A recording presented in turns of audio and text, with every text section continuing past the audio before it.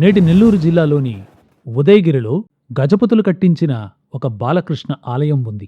అందులో ఒకప్పుడు ముద్దులు మూటగట్టే వెన్న ముద్ద కృష్ణుడు ఉండేవాడు. పదకవితా పితామహుడు తాళ్లపాక అన్నమయ్య ఈ బాలకృష్ణుణ్ణి దర్శించి 1 కాదు 2 కాదు 3 కీర్తనల్ని వ్రాశాడు. అయితే ఇప్పుడు ఆలయం ఉంది కానీ కృష్ణుడు లేడు. ఈ ఉదయగిరి కృష్ణుడు ఉదయగిరి నుండి ఎక్కడికి వెళ్ళాడు అన్న రహస్యాన్ని ఛేదించడానికి ఒక కన్నడ కీర్తన మనకు ఉపయోగపడుతుంది. మరి ఆ కన్నడ కీర్తన ఏదో, ఆ కన్నడ కీర్తన ప్రకారం ఉదయగిరి కృష్ణుడు ఇప్పుడు ఎక్కడున్నాడో తెలుసుకుందామా?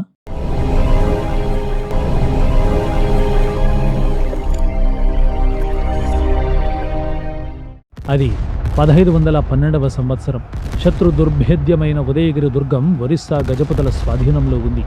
ఆ కోటను కొట్టడానికి విశ్వప్రయత్నాలు చేస్తున్నాడు విజయనగర చక్రవర్తి కృష్ణరాయలు. కొండపైకి వెళ్లడానికి ఒకే ఒక మార్గం. ఆ దారి నుండుగా గజపతి సైనికులు అడ్డు నిలిచి ఉన్నారు. వారిని చెదరగొట్టేందుకు ఫిరంగుల్ని దించాడు రాయలు. భీకరమైన శబ్దాలు చేస్తూ ఫిరంగిగుళ్ళు గజపతి సైనికుల మీద పడసాగాయి. అనుకోకుండా గురి తప్పిన కొన్ని గుళ్ళు కొండ క్రింద ఉన్న బాలకృష్ణ ఆలయం మీద పడ్డాయి. దాంతో ఆలయం కాస్త దెబ్బతిన్నది. ఆ విషయం తెలుసుకున్న రాయలు పొరపాటు జరిగిందని తన వ్యూహాన్ని మార్చాడు. చివరకు ఉదయగిరి కోటను తన వశంలోకి తెచ్చుకున్నాడు.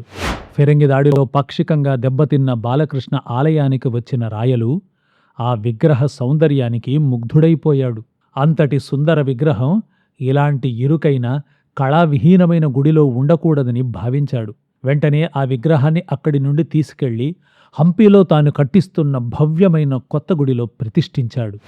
అదే నేటి హంపీలో ఉన్న కృష్ణ ఆలయం. ఇలా ఉదయగిరి కృష్ణుడు ఉదయగిరి నుంచి హంపీకి వెళ్ళాడు అని ఆ చరిత్రను చెప్పేది ఒక కన్నడ కీర్తన. ఒక్క కృష్ణరాయలకు మాత్రమే కాక మొత్తం 6 మంది విజయనగర చక్రవర్తులకు ఆధ్యాత్మిక గురువుగా ఉండిన శ్రీ వ్యాసతీర్థులే ఈ కృతి రచయిత. కందనిగే కాలిల్లవమ్మ అంటూ మొదలయ్యే ఆ కీర్తనలో చివరి చరణంలో ఉదయగిరి నుండి హంపి వరకు సాగిన బాలకృష్ణుని ప్రయాణం గురించి వివరించారు వ్యాసతీర్థులు. ಕೃಷ್ಣರಾಯಗೆ ನಿಮ್ಮ ಚಿಕ್ಕ ಹರದೆ ರಂದವ ತೋರ ಬಂದ ಪರಿಯು ಧರೆಗೆ ಅಧಿಕವೆಂದೆನಿಪ ವಿದ್ಯಾನಗರ ಒಳಿತೆಂದು ಉದ್ದಗಿರಿಯಿಂದ ಬಂದ ಮುದ್ದು ಬಾಲಕೃಷ್ಣ. ಧುರ ವಿಜಯ ಶ್ರೀ ಕೃಷ್ಣರಾಯಗೆ ಧರಗಧಿಕ ವಿದ್ಯಾನಗರ ಬಳಿತೆಂದು ఉదయగిరిಯಿಂದ ಬಂದ ముద్దు బాలకృష్ణగే. అంటే యుద్ధ విజయుడైన శ్రీకృష్ణరాయలకు నీ అందమైన భార్యలను చూపించడానికో, ఈ భూమండలంలో విద్యానగరమే మేలని భావించావో ఉదయగిరి నుండి ఇక్కడకు విచ్చేసిన ముద్దు బాలకృష్ణ అని వర్ణించారు వ్యాసతీర్థులు. ధుర విజయ అంటే యుద్ధ విజయం అన్న పదం ద్వారా కృష్ణరాయలు ఒరిస్సా గజపతులపై యుద్ధం చేసి విజయాన్ని సాధించాడని చెప్పకనే చెప్పారు వ్యాసతీర్థులు.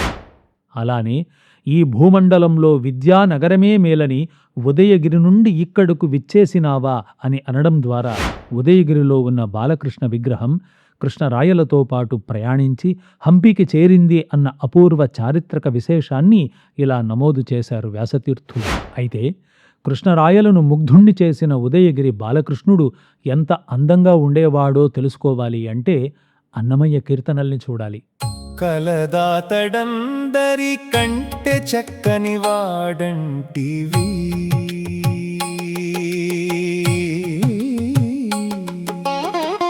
ఉద్దగిరి కృష్ణుడాతడొక్కడే జానడంటివి.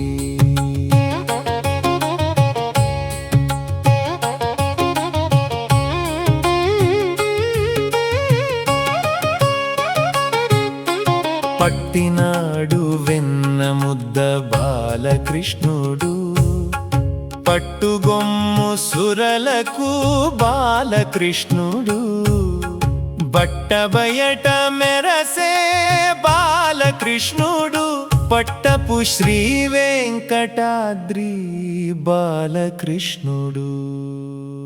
కలదాతడందరికంటే చక్కనివాడంటి ఉద్దగిరి కృష్ణుడాతడొక్కడే జానడంటివి అని అంటూ వెన్నముద్ద చేత్తో పట్టుకుని బట్టబయలులో కొలువుదీరి విలాసంగా నవ్వే చక్కని ఉద్దగిరి కృష్ణుడిని వివరంగా వర్ణించారు అన్నమాచార్యులు. అన్నమాచార్యుల కాలానికి అంటే 15వ శతాబ్దంలో ఉదయగిరి కృష్ణుడు ఉదయగిరిలోనే ఉన్నాడు. ఈ ఉదయగిరినే సామాన్యులు తమ భాషలో ఉద్దగిరి అని పిలిచేవారు. అన్నమయ్య కూడా ఈ సామాన్యులు వాడే పేరునే వాడుతూ ఉద్దగిరి బాలకృష్ణుడు అని సంబోధించారు. ఈ బాలకృష్ణుడు 16వ శతాబ్దం మొదటి భాగానికి అంటే 1512వ సంవత్సరం తరువాత హంపీకి వచ్చి చేరాడు. ఉదయగిరి ఇంద బంద బాలకృష్ణ అన్న వ్యాసతీర్థుల మాట ఈ అద్భుత చారిత్రక ప్రయాణాన్ని స్పష్టంగా వర్ణిస్తోంది. ఇలా ఇద్దరు ఆధ్యాత్మిక సంకీర్తనకారులు తమ రచనల్లో తమ కాలం నాటి చారిత్రక సత్యాలను నమోదు చేశారు. కనుకనే భక్తి సాహిత్యంలో కూడా చరిత్ర ఉందని మనం గుర్తించాలి. భక్తి పాటలు భజనల కోసమే కాదు, చరిత్రను తెలుసుకోవడానికి కూడా ఉపయోగించాలి అన్నది నా అభిప్రాయం. మరి మీరేమంటారో కామెంట్స్లో తెలపండి. కొసమెరుపుగా కృష్ణదేవరాయలు ముచ్చటపడి ఉదయగిరి నుంచి తీసుకువచ్చిన ఆ అందాల ముద్దు బాలకృష్ణుడు ఈరోజు హంపి ఆలయం నుంచి కూడా మాయమైపోయాడు. ఆ కృష్ణుడు ఎక్కడికి వెళ్ళాడు, ఏమయ్యాడు తెలిపే చారిత్రక ఆధారాలు ఇప్పటిదాకా దొరకలేదు.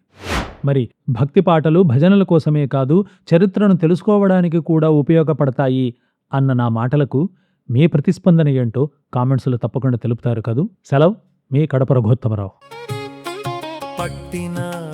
ఈ లఘు చిత్రం మీకు నచ్చినట్లయితే, ఇందులోని అంశాలు ముఖ్యమైనవి అని మీకు అనిపిస్తే దయచేసి ఇతరులతో పంచుకోండి. ఘనమైన మన సాంస్కృతిక చారిత్రక సంపదను కాపాడుకునే యజ్ఞంలో మాకు సహకరించండి. ధన్యవాదాలు. శ్రీ వెంకటాద్రి బాలకృష్ణుడు.